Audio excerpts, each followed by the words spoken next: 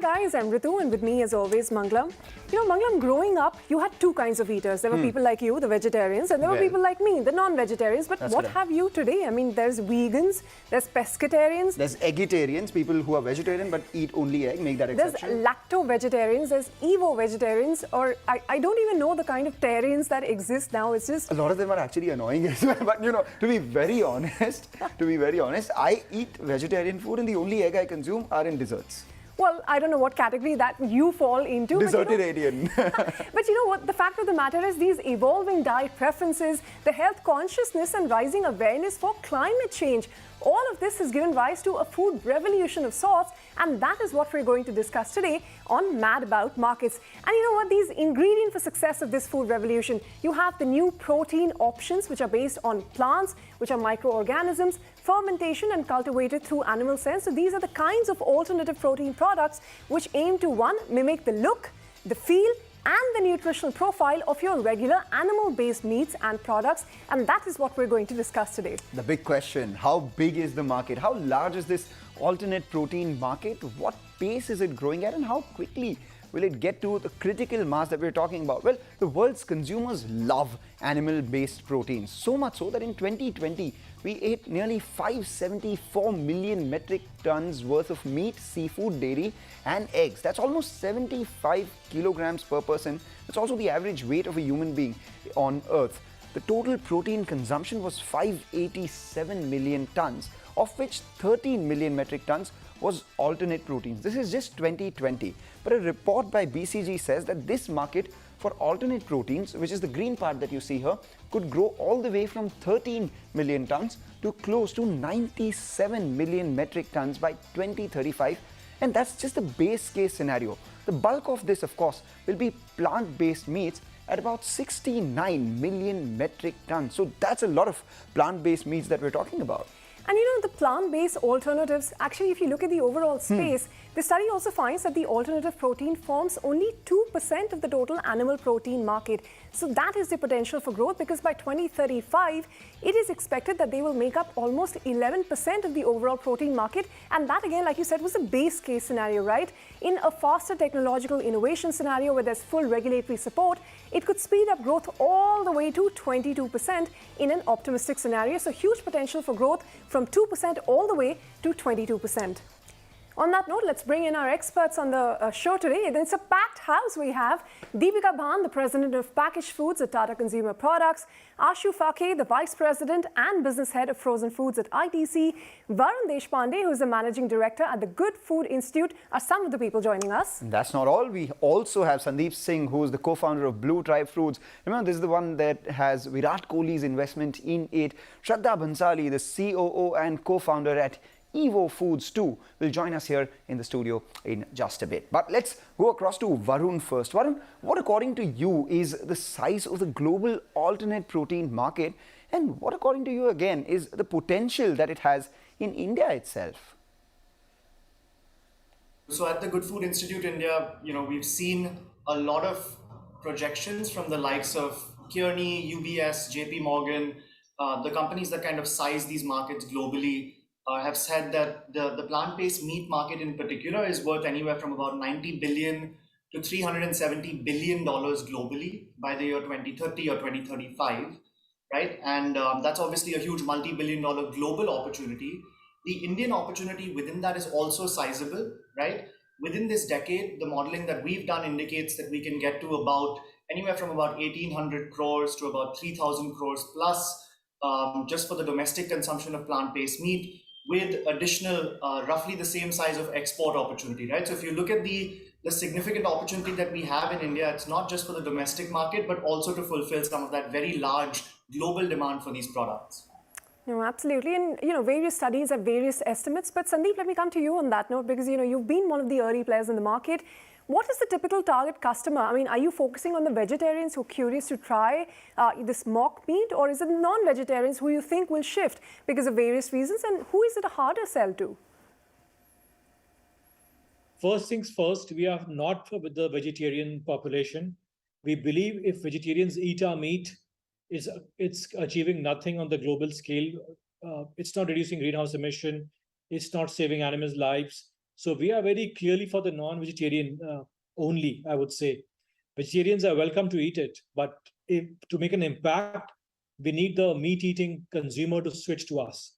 Now, of course, you rightly said that unlike the West, we don't eat meat like twice a day, like in the West. So we believe even if somebody's eating meat, say thrice a week, if he switches to Blue Tribe once a week, we have made a positive impact. And there are a lot of people who are very conscious. The consumer and the youth of today are very conscious about the impact on the environment. They are a very discerning set of audiences we have today, consumers we have. So a lot of people who are, they know that what industrial meat does, and they are very conscious, and they would like to kind of reduce the greenhouse emission. The youth is very conscious. So the conscious consumer will switch to this, and they are switching. Ashu, how has the consumer acceptance been, and what are your expansion plans in this space? Plant-based diets, if you look at the portfolio that ITC MasterChef has today, in my plant-based diets portion, there is enough and more for consumers seeking alternates in plant, because the idea is, are we giving consumers enough beyond just paneer as an alternate in the veg space? So in my portfolio, I have products as beetroot kebab. If you look at my kebab range, I have beetroot kebabs, I have a dahi kebab, I have a falafel kebab, which is plant-based in a way, right? So that's the space we operate. And now I've introduced the incredible nuggets and incredible burger patties, which is in the plant-based space as we say. And if you're a non-vegetarian, you have an option to try out the plant-based, or you can also try out the alternate protein in the incredible burger patties and nuggets that we have. Because it gives you a texture and a feel which is similar to a non-veg bite, but it is obviously in the vegetarian space. All right, gentlemen, hold your thoughts. As we said earlier, Shraddha Batsali, the co-founder at Evo Foods, is also going to be joining us. Shraddha, welcome to the studio here, and thank you for joining us. The hot new entrant in the plant-based meat or egg category, rather. So I actually wanted to start by asking you, what is the opportunity you saw? Because, I, for one, I am a meat eater. I consume eggs. Why would I go buy a plant-based egg, and how would you convert me with your pricing, for instance? Okay, so the opportunity over here, the one thing we need to understand, right, is when you look at the plant-based market right now, on the innovation bell curve, where, we're at the beginning, we're at the innovator, early adopter phase, right? Yeah. So currently, with the kind of education and the price points which are available on the market, the opportunity is not per se to, convert someone like you who's having it.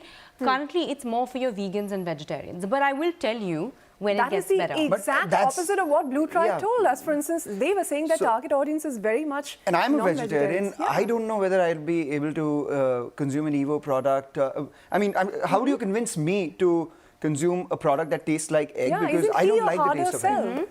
Okay, so two things. To answer your question first, how do you convince like the mass market, right? Yeah. How do you get them to have eggs, right? So let's look at, a product that gives you all the benefits of the eggs that you love, right? Yeah. The taste, texture, protein, all that stuff without any of the nasties, right? So none of the cholesterol, no antibiotics, no cruelty. No smell. And no smell, and it's better for the planet, right?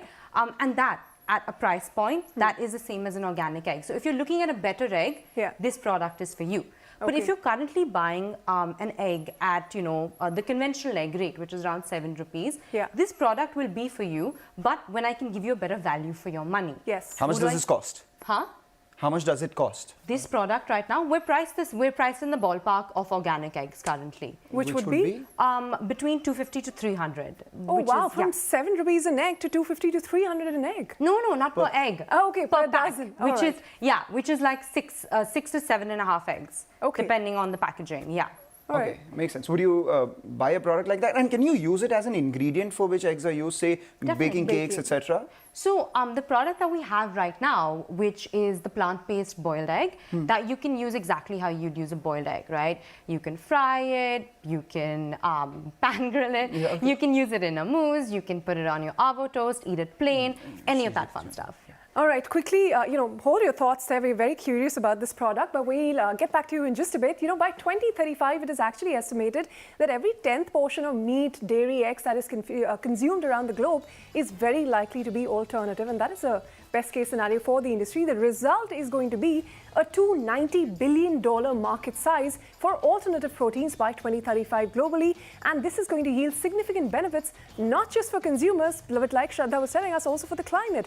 So a BCG study again finds that the shift to plant-based meat and eggs alone is going to save more than 1 gigaton of carbon dioxide emissions, which is the equal of Japan going completely carbon neutral for an entire year. Eating that much plant-based protein is also going to save enough water to supply the city of London for 40 years and make a major contribution to food security and our planet's biodiversity. All right, then let's shift focus to India itself. About 70% of India's population, as against popular belief, is actually non-vegetarian. But we consume relatively low quantities of meat, which is sometimes referred to as flexitarians. About 50% of our population in the 15 to 49 age bracket also is digitally connected with the global trends.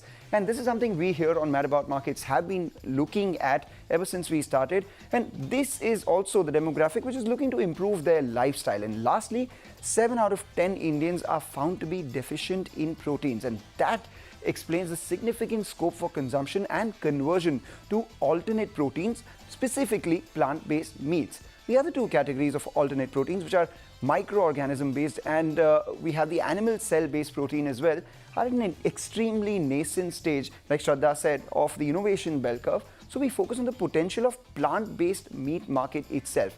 We had a report coming in from Nirmal Bang estimating that the Indian plant-based meat market, which is currently about $30 to $40 million, by 2024, not too far away from now, it's expected to touch all the way up to $500 million, or roughly $500 million. And other reports too suggest that this market may double from there on to $1 billion by 2030 itself. So that's quite a size that we're talking about.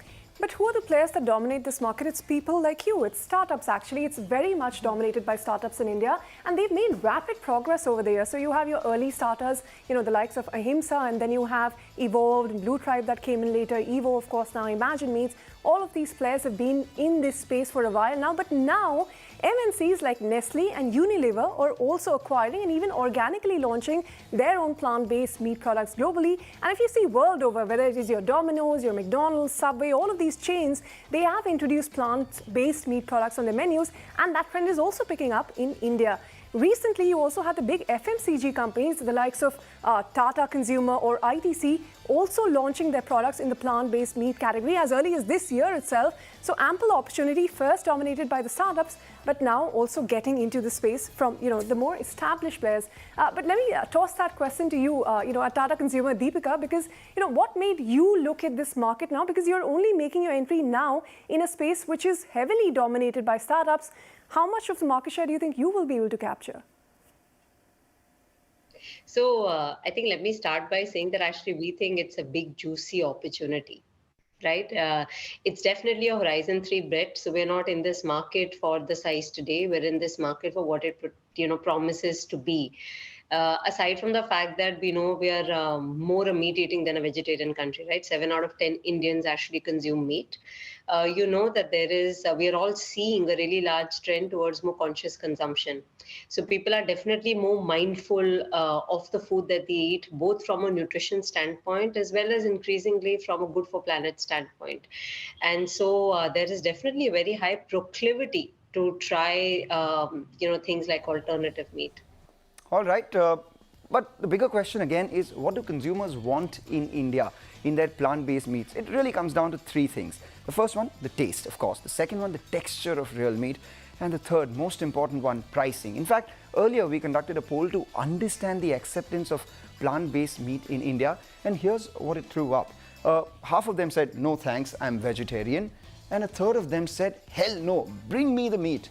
5% have switched over to plant-based, whereas 15% have said that they're vegetarian, but they're curious to taste. Pricing is extremely important, Deepika. So what would motivate people to actually buy or try this product? Price-wise, it's much higher, right?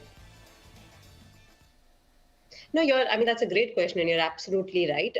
This is very early stage, right, in this industry. And as a result, at this point, the scale economics are not allowing for great cost. So today, if you went out to buy an alternative meat product, it will be more expensive than a meat substitute. Yeah. Anything between 1.3 to 1.8x, depending on what flavor you buy. So we are very conscious that one of the challenges definitely in getting this adoption to go up is going to be to offer this at cost which is parity to meat. In an ideal world, you want it to even be cheaper because you want to incentivize consumption. I think with a bit of scale, some of that will kick in. Yeah, so getting price and cost right is something we're very conscious about. At this point, our endeavor has been to pass the first test with the consumer, which is the taste test, right? Because the biggest barrier to entry of the category is going to be if it feels like meat to you.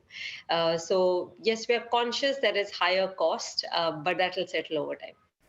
All right, Deepika, take your point, but like we said, again, for companies, it also becomes about profitability. And at an innovation scale, you require a lot of investment to get there. So Varun, what has been the investor interest in this space been like outside in India? Is it as high as what we see globally?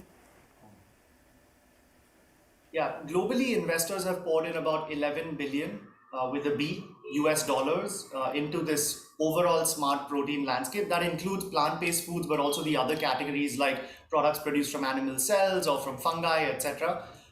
In India, there's only been a very minuscule amount that's gone into investment here, right? So we think India can actually be a huge growth market for this. Out of that 11 billion, less than 15 million with an M US dollars have gone into India over the last decade or so. And a lot of that has come within the last couple of years. In fact, we're seeing a lot of market momentum in India. We're seeing something like 40 plus companies across all plant-based industries, that's meat, egg and dairy, plant-based foods, that are being formed, and many of them were formed within the last 18 months and coming to market as we speak. So there is this huge opportunity now, and investors are seeing it positively, especially when they look at, for example, consumers saying, 63% of consumers saying, as I was mentioning, that they would be willing to or extremely willing to replace their meat consumption with a plant-based meat product. That does present an opportunity for a very interesting market for them to invest in. All right, and that brings us to the question to Shraddha. Shraddha, how much money have you raised so far, and do you make any revenue? So we just actually launched. We've raised just under 1 million in our pre-seed round, and we're raising more currently. Like you said, yes, it is pretty capital intensive because we have put in a lot of money into the R&D portion of creating Evo. But yeah, we just launched actually 20 days ago, and the response has been fantastic. Actually, the first day for pre-sales without any ad revenue, we sold 1,000 eggs on the first day, pre-sales. So it's been pretty exciting. It is pretty early to give more concrete numbers, but there's a definite excitement in the market for the product. There is an excitement in the market, but do you think it's going to remain more of a metro phenomenon? Is it really going to be able to become a mass product, especially something as niche as, vegetarian eggs? Okay. So, like I've said before, right, the Indian mentality is a value for money mentality. Yeah, absolutely. Taste is amazing, texture is amazing, but when it comes to tier 2, tier 3 cities, if we cannot compete on price, then we can't really capture mass market, right? Like I said, when it comes to value for money, we need to give the customer a bang for the buck. What does that mean, right? Better nutrition capabilities, better functionality, at the same price point. We need to give them everything and more that their animal product can give them. And how close are you to getting there? So we actually just entered an amazing partnership with Ginkgo Bioworks to also, use precision fermentation to produce actual egg cells, through fermentation. Okay. So while we talk about, it's nascent, the technology is not that far away. I do believe that within the next 5 years, we can make a genuinely better egg that's not similar to an egg, but that is an egg and at a better price point. It's a process, and we're getting there. Yes. All right, so that brings us to the time where we take a short break. And on the other side, actually, we also look at key growth drivers, the speed bump in the alternative protein space, and discuss the bigger question. As always, we will ask the bigger question, and that is, can alternate proteins be true mass market products of the future? That and more when we return. And Shraddha, thank you very much for your time here. Thank you so much.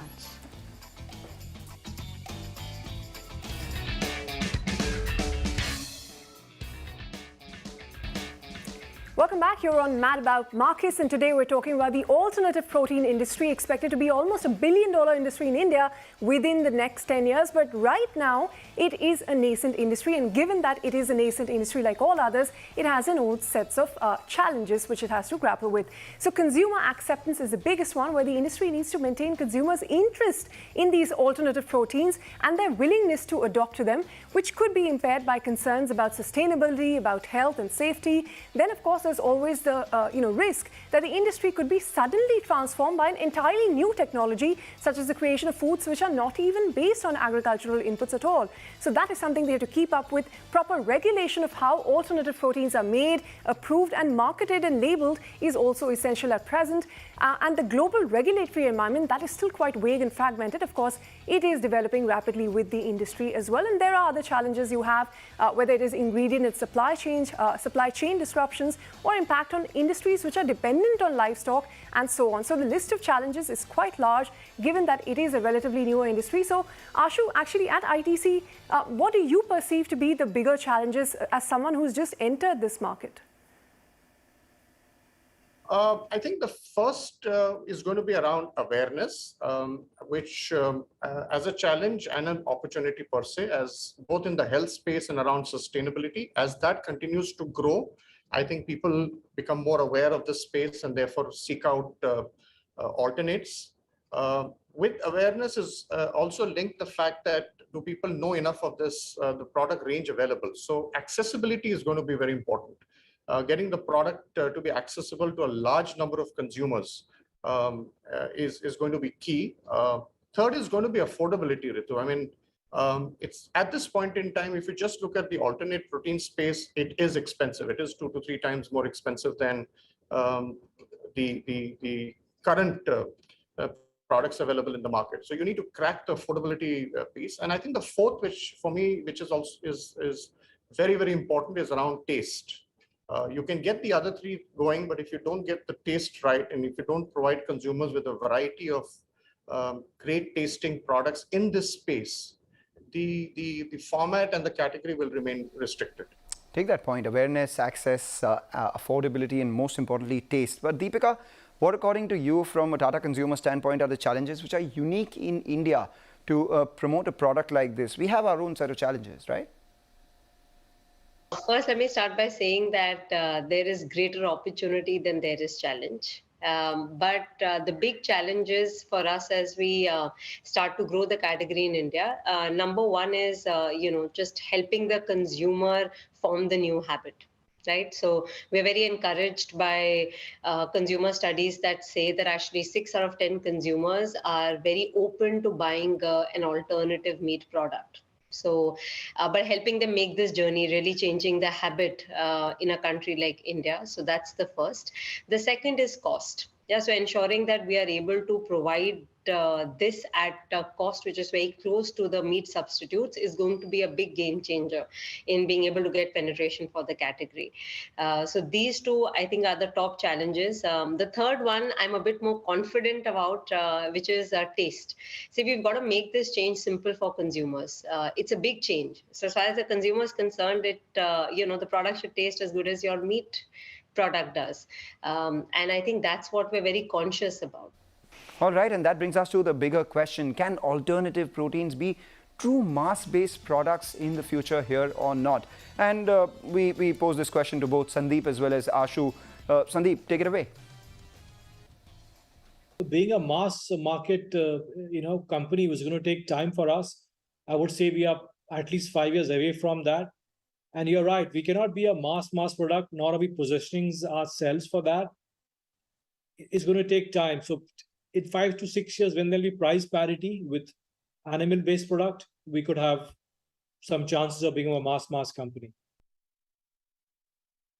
We'll have to wait and see when in terms of how it evolves. And if you're specifically talking of alternate proteins, and as I said, this will of course depend on those 4 key drivers around affordability and taste and accessibility and awareness. And that'll determine how the category evolves. But as we say and as we speak, within that there is a category, as I keep referring to it, in terms of plant-based diets, right?